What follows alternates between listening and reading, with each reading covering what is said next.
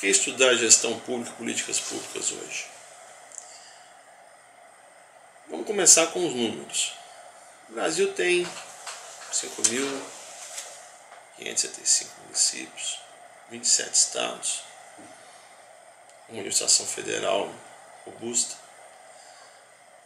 um serviço exterior reconhecido internacionalmente. Existe um mercado de trabalho no setor público enorme, relativamente ainda pouco profissionalizado. O governo federal é o mais profissionalizado. Nos estados e municípios é um processo em curso. É bom lembrar também, quando a gente fala da esfera pública, nós estamos falando também do terceiro setor. Hoje você tem um terceiro setor cada vez mais vibrante, cada vez mais ativo na sociedade brasileira, o público não estatal, ou sem fins lucrativos. Então, existe hoje um grande mercado de trabalho na área pública. Não é um trabalho que as pessoas ficam ricas. Então, não é um trabalho para enriquecimento, para quem quer ganhar muito dinheiro. Não é um trabalho que permite isso. É um trabalho com um universo de renda e de patrimônio de classe média, ou classe média baixa, ou classe média mais alta, dependendo da circunstância. Isso é um assunto. Outro ponto. No passado, o serviço público tinha duas características que o distinguiam dos contratos do regime privado seletista, que eram a apostadoria integral e a estabilidade. Essas duas distinções estão desaparecendo. A apostadoria hoje está praticamente unificada para os que estão ingressando no Serviço Público Federal, e espera-se que a mesma legislação rapidamente seja adotada nos estados. Então, a apostadoria integral está deixando de ser um elemento diferenciador dos dois mercados de trabalho. A estabilidade, formalmente, ela já caiu. Na prática, ela tem ainda uma resiliência, uma resistência grande, mas você vê hoje também um início de um processo de demissões do serviço público por irregularidade, por corrupção. Obviamente não dá para comparar hoje a questão da estabilidade no setor público e no setor privado, mas a tendência global é que ela seja flexibilizada e relativizada. Dito isso, essas são informações do mundo. O que a gente vê hoje na esfera pública? Quem vai para trabalhar no governo hoje? É quem quer primeiro emprego, é quem quer trabalhar com problemas, é quem quer trabalhar no interesse da sociedade, é quem quer fazer acontecer, e quem quer, às vezes, desenvolver um trabalho que poderia até desenvolver no setor privado, mas entende que no setor público tem um ambiente mais agradável, mais estável, que valoriza muitas vezes a capacitação, a mobilidade, e no setor privado está mais circunscrito ao universo da empresa. Essa distinção é importante porque existem hoje no setor público uma série de funções que são praticamente indiferentes em relação às funções que as pessoas desempenham no setor privado. Por exemplo, uma dentista das Forças Armadas é uma dentista também de um plano de saúde. Ela é o mesmo trabalho, só que ela trabalhar nas Forças Armadas, ela tem uma ambiência que elas muitas vezes consideram mais interessante que uma ambiência numa instituição privada ou num consultório. Então, a natureza do trabalho muitas vezes é a mesma. E a diferença aí é uma diferença tênue muito mais das relações de trabalho do que do conteúdo de trabalho. Agora, existe uma série de atividades que na função pública, quem opta por trabalhar no Estado, está optando por trabalhar com a complexidade, está optando por trabalhar com os desafios, está optando por trabalhar por mudar as coisas. Não é essa a realidade do setor privado. No setor privado, basicamente, existe um critério de sucesso, que é a rentabilidade, a lucratividade do negócio. No setor público é diferente. Os resultados são de outra natureza. Os resultados envolvem entregas de serviço à população, impacto do que se faz na vida das pessoas, organização da economia, regulação da atividade econômica, melhoria da qualidade dos serviços públicos ofertados, e esses são desafios muito mais complicados. São desafios que o livre jogo das forças de mercado não conduz naturalmente a que eles sejam alcançados. Existem duas visões de interesse público. Uma visão do interesse público como uma coisa altruísta, descolada da realidade, e outra visão do interesse público como sendo resultante do processamento dos conflitos de interesses individuais, de grupos, e que levam a uma resultante no interesse da sociedade.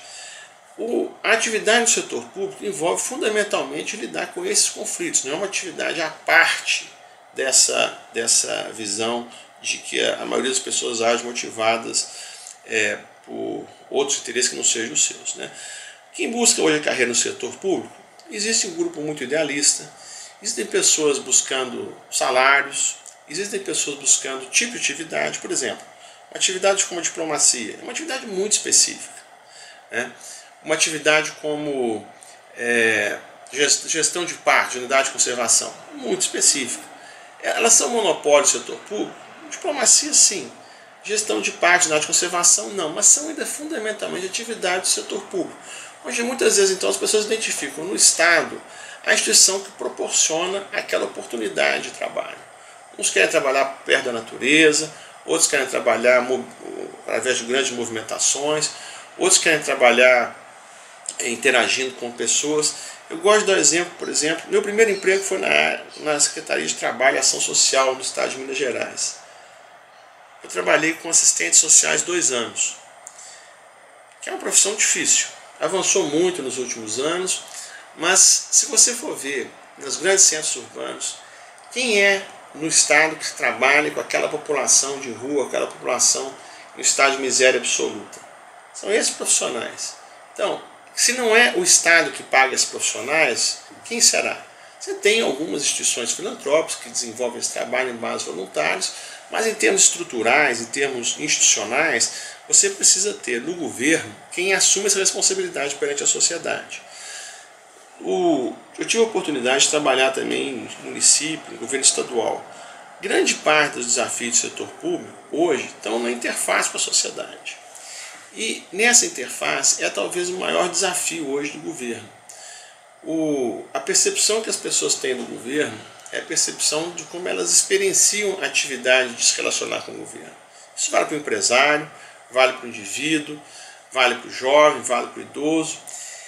E aí, justamente, que a gente percebe tanto que o serviço público tem muito para evoluir.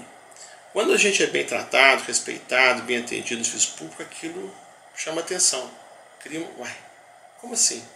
Sem corrupção, sem nenhum tratamento discriminatório, apenas o natural, o direito das pessoas.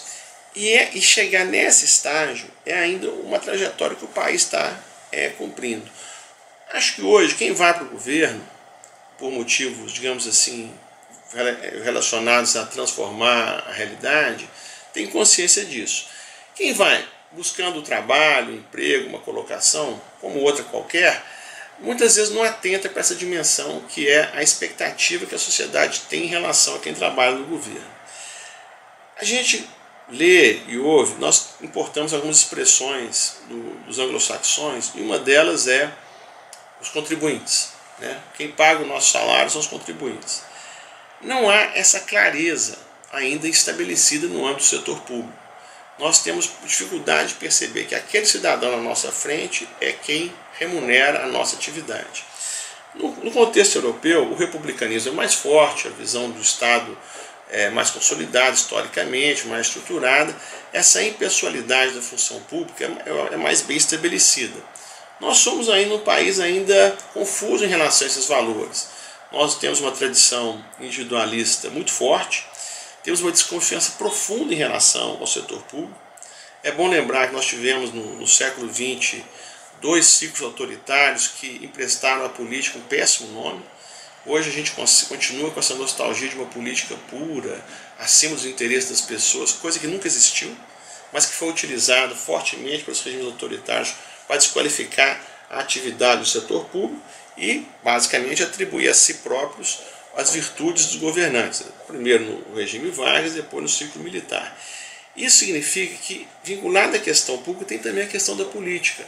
Então nós não identificamos uma política republicana ainda, uma tradição ainda infante no país, e temos um serviço público ainda onde há a percepção generalizada de favoritismo, clientelismo, jeitinho, corrupção. Isso dificulta muitas vezes uma dimensão real do que seja o serviço público. Por exemplo, grande parte da sociedade brasileira é uma questão de informação, desconhece a realidade do serviço público, não entende como ele funciona, não entende como ele não funciona, não entende as razões que levam às dificuldades da entrega do seu serviço, e isso passa por uma visão de incompetência generalizada.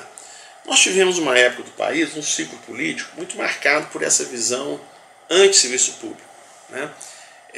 Eu sou de Minas Gerais, isso aconteceu no governo Nilton Cardoso, no final dos anos 80, e no governo Collor, no início dos anos 90, no governo federal do presidente Collor.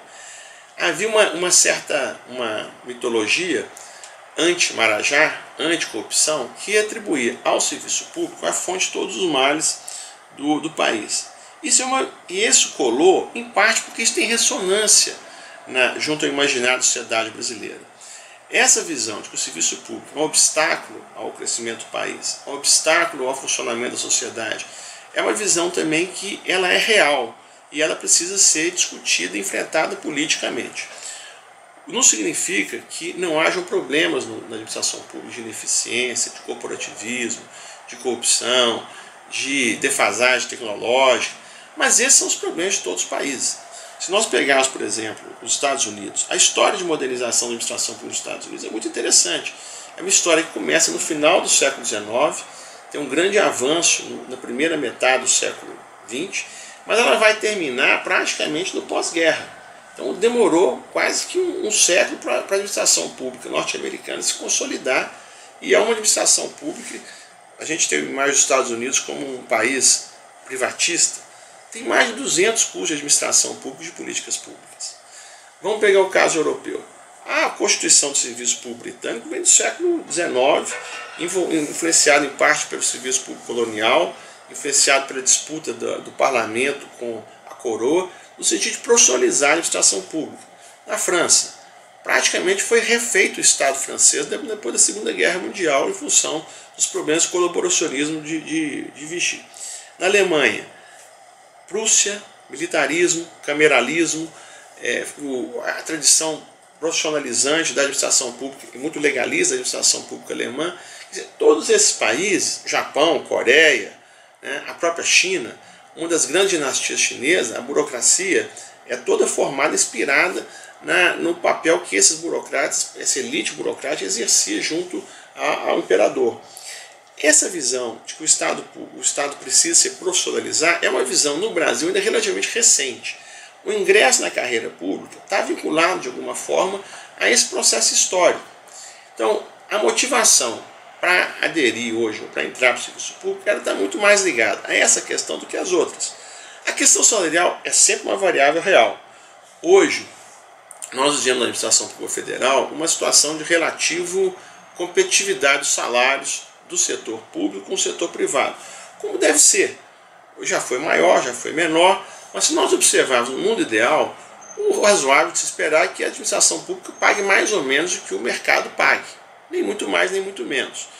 Nos anos 90, pagava muito mais na base do funcionalismo e muito menos no topo. Hoje está pagando mais ou menos o equivalente no topo, nos níveis intermediários, e mais também na base. Então o serviço público hoje está competitivo em relação ao mercado no setor privado, no setor público federal. Se nós observarmos os estados, a realidade é diferente. Isso significa que a gente precisa também procurar trabalhar essa questão do alinhamento salarial. Quanto mais neutro for o salário do setor público em relação ao setor privado, menos essa variável afeta o ingresso ao serviço público. Porque o que ocorre? O ideal é que quem venha para o serviço público queira trabalhar no serviço público, e não esteja apenas pela motivação financeira. Porque pela motivação financeira, a exemplo que ocorre com o mercado também, vai ter momentos que os salários vão ser maiores, outros salários momentos vão ser piores, né?